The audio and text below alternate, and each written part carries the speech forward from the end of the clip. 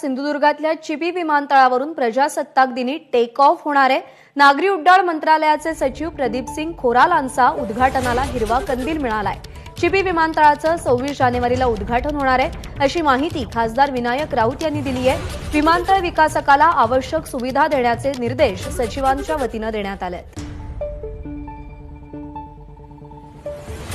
अधिक माहितीसाठी आपल्यासोबत आहेत सदाशिव लाड। सदाशिव, सिंधुदुर्गाच्या दृष्टीने चिपी विमानतळ किती महत्त्वाचं ठरतंय, आता त्याच्या उद्घाटनाला हिरवा कंदील मिळालाय। नक्कीच सिंधुदुर्गाच्या पर्यटनासाठी सगळ्यात मोठा हातभार लागू शकतो चिपी विमानतळ सुरू झाल्यानंतर, कारण देश विदेशातील पर्यटक सिंधुदुर्गात येऊन सिंधुदुर्गाच्या निसर्ग सौंदर्याचा आनंद लुटू शकतात।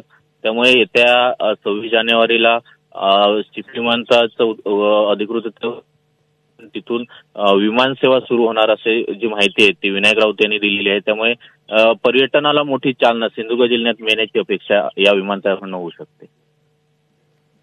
सदाशिव, धन्यवाद या माहितीसाठी।